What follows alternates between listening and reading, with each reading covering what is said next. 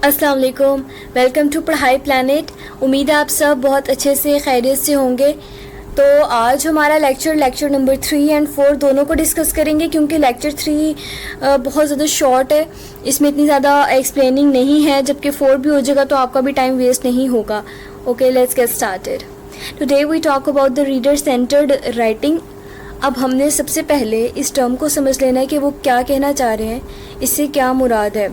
तो reader centred writing से का मतलब ये होता है कि लेट्स सपोज आपकी कोई रेज्यूमी है या आपका कोई भी डॉक्यूमेंट है, तो आपने उसके अंदर हर चीज़ को इस तरह से अलाइन करना है कि अगर पढ़ने वाला उसको पूरा ना भी पढ़े, यानी कि उसको बस मिड से पढ़े या उसको आगे पीछे से पढ़े, तो उसको आपका जो आप बताना चाह रहे हो, जो आप इंफॉर्मेशन उसको कन्वे करना चाह रहे हो, तो वो उसको पहुंच जाए अच्छे से। ठीक हो गया। अब नेक्स्ट इसमें ये बता रहे हैं कि जो रीडर है उसकी अप्रोच हासिल करने के लिए आपको कौन कौन सी चीज़ें करनी है, वो कौन सी 3 चीज़ें ऐसी हैं जो आपको करनी पड़ेंगी। फर्स्टली आपको ये पता होना चाहिए the final result you desire, कि आपने हर वो चीज़ मेंशन करनी है जिससे आपको आपका फाइनल रिज़ल्ट मिले। मतलब आपको जो चाहिए है, लाइक आप चाहते हो कि आपको वो जॉब मिले, तो आप उस कंपनी या मतलब उस काम के सिनेरियो के हवाले से अपने स्किल्स को प्रोमिनेंट करोगे। ज़ाहिरी बात है, जब आप अपने स्किल्स को प्रोमिनेंट करोगे तो वो आपको जॉब तो देंगे ना। फिर सेकंड चीज़ क्या आ जाती है, कम्युनिकेशन। आपने इतना अच्छा उसको पोर्ट्रे करना है अपनी रेज्यूमे को या अपने डॉक्यूमेंट को कि अगला बंदा एक आपके साथ वेल कम्युनिकेट कर पाए, not only you but your document as well. And the third thing is the specific way you want your communication to affect the people as they read your communication. जैसे कि मैंने आपको भी बताया कि वो इतनी जानदार होना चाहिए कि वो जब पढ़े तो उसको ऐसे कम्युनिकेशन फील हो और वो इजीली अपने अपना जो रेज्यूमी है उससे एक्सट्रैक्ट करे चीज़ों को, और वो उससे इंस्पायर हो के आपको डील करे और उसको लगे कि हाँ, मैं वेल कम्युनिकेट कर रहा हूँ आपसे। Deciding how you want your resume to affect your reader. अब इसमें भी उन्होंने यही चीज़ें बताई हैं जो ऊपर 3 पॉइंट में डिस्कस हुई हैं, कि वो कौन कौन से मेथड्स हैं, वो कौन कौन से तरीके हैं जिसकी वजह से आप अपने रीडर सेंटर्ड कंटेंट जो होता है उसको अप्रोच कर सकते हो। ठीक है। अब यहाँ पे उन्होंने स्पेसिफिकली 2 पॉइंट्स को अलग से कन्वर्ट किया हुआ, डिस्कस किया हुआ है कि किस तरह से आपकी जो रेज्यूमी है वो रीडर को अफेक्ट, यानी कि पढ़ने वाले को अफेक्ट कर सकती है। आपका द वे ऑफ कम्युनिकेशन, या जिस तरह से आप उसको बात करना चाह रहे हैं, वो भी मैटर करता है। साथ साथ ये कि पढ़ने वाले का एटीट्यूड कैसा है। अगर वो बहुत ज़्यादा एजिड है तो उसके लिए आपकी बहुत ज़्यादा एडवांस्ड लैंग्वेज या एडवांस्ड आपकी इंग्लिश मैटर नहीं करेगी, यानी कि आपको हर चीज़ बहुत ज़्यादा सिंपल और अलाइंड वे में लिखनी है। लेकिन वही अगर सामने बैठने वाला कोई 30 to 35 के मिड में है और वो यंग है, तो आपने उसको उसके हिसाब से हर चीज़ पोर्ट्रे करके दिखानी है। तो ये चीज़ें बहुत मैटर करती हैं कि आप अपने सामने वाले का एटीट्यूड भांप सकें कि वो चाहता क्या है। The task you want to help your reader perform while they read. अब वो यहाँ पे ये भी बता रहे हैं कि जो आपकी रेज्यूमे को रीड कर रहा है उसको जो जो चीज़ें चाहिए वो आपकी रेज्यूमे अच्छे से दिखनी चाहिए। अब एक बंदे ने ऐड दिया हुआ, लेट्स सपोज कि मुझे अपने ऑफिस के लिए एक स्वीपर की ज़रूरत है, मतलब एक खाकरूब की ज़रूरत है जो आए हर रोज़ सफाई कर दे। अब आपकी रेज्यूमे उसके पास जाती है तो आप उसमें अपना लिखते हो कि आपको कहाँ कहाँ एक्सपीरियंस है, आपने इससे पहले कौन कौन सी जगह पर काम किया है।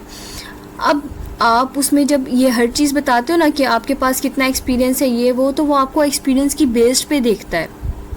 ठीक है। तो ये चीज़ बहुत बहुत ज़्यादा आपके लिए हेल्पफुल रहती है कि अपनी रेज्यूमे में हर वो चीज़ लिखो, हर वो चीज़ को मेंशन करो जो आपके पास स्किल मौजूद है या वो अगले बंदे को चाहिए भी है। अब यहाँ पे वही 2 चीज़ें हैं जो मैंने आपको ऑलरेडी अच्छे से समझा दी हैं। अब प्लानिंग में क्या होता है, आप प्लानिंग में ये करते हो कि आप हर चीज़ सोचते हो और हर चीज़ प्लान करते हो पहले से कि आपने उनको सबसे पहले क्या दिखाना है, फिर क्या दिखाना है, फिर क्या दिखाना है। ऐसा नहीं है कि आप उसको पहले कुछ और बता रहे हो, नीचे कुछ और बता रहे हो, आखिर में कुछ और। वो भी कहेगा ये क्या है, और वो फिर आपको सीधा सीधा रिजेक्ट ही करेगा। अब यहाँ पे है कि the persuasive argument has two element, a claim and evidence to support your claim. अब आप यहाँ से अंदाज़ा लगा लें, मैं ऊपर कह रही हूँ कि I am too much hard working, और मैं नीचे कह रही हूँ कि वो कंपनी काम बहुत ज़्यादा देती थी जिसकी वजह से मैंने उसको छोड़ दिया, या वहाँ पर मतलब उस कंपनी को छोड़ने की वजह ये रही कि काम का बर्डन बहुत ज़्यादा हो गया था। अब आप ऊपर कह रहे हो कि यू आर हार्ड वर्किंग और नीचे आप ये कह रहे हो, तो दोनों चीज़ें मैच करती हैं? नहीं करती हैं। वो कहेंगे कि अगर उन्होंने आपके ऊपर ज़्यादा काम डाला, आपसे वो नहीं हो रहा, अगर हम डालेंगे तो आपसे वो भी नहीं होगा। तो वो जो ऊपर हार्ड वर्किंग वाला आपने एक लाइन सी लिखी थी ना, वो आपस में मेल ही नहीं खा रही है, क्योंकि if you are hard work you handle every situation very well. अब आपने नहीं की तो आप समझ जाएं कि कहीं ना कहीं तो गड़बड़ है। अब नेक्स्ट हम देख लेते हैं ऑर्गेनाइजिंग द मटेरियल। मतलब इसमें यहाँ पे हर चीज़ में वो यही बताना चाह रहे हैं कि आपने किस तरह से अपनी रेज्यूमे को ऑर्गेनाइज़ करना है, पहले क्या बताना है, फिर क्या बताना है, फिर क्या, लाइक स्टेप टू स्टेप आपने हर चीज़ बतानी है। अब यहाँ पे टू टाइप्स भी आ गए हैं, फंक्शनल रेज्यूमी और कन्वेंशनल रेज्यूमी।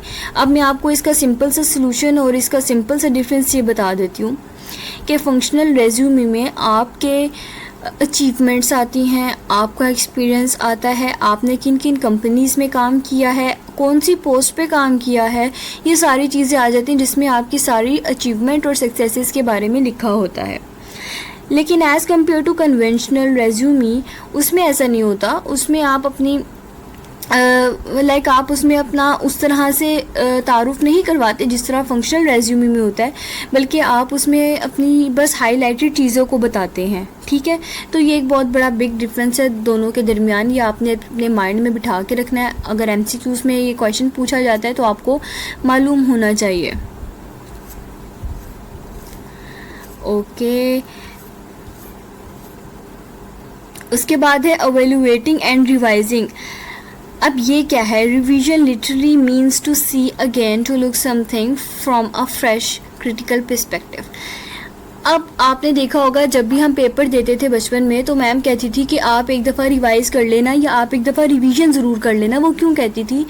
कि जब आप उसको दोबारा देखोगे या दोबारा पढ़ोगे तो कहीं आपकी गलती होगी तो आप उसको ठीक कर सकते हो। तो ये एक बहुत ज़्यादा मेन पॉइंट है कि आपने लिखने के बाद या आपने जनरेट करने के बाद उसको दोबारा ज़रूर देखना है। क्योंकि रिवीजन क्या होता है? ये एक रीथिंकिंग का प्रोसेस होता है। अपनी बताई गई तमाम इन्फॉर्मेशन को दोबारा परखने का एक आपके पास मौका होता है कि आप देख सकें आपने क्या लिखा है और वो आपकी जनरल पर्सपेक्टिव से मेल खा भी रहा है या नहीं। अब नेक्स्ट हमारा लेक्चर 4 स्टार्ट हो जाता है, which is about the audience analysis.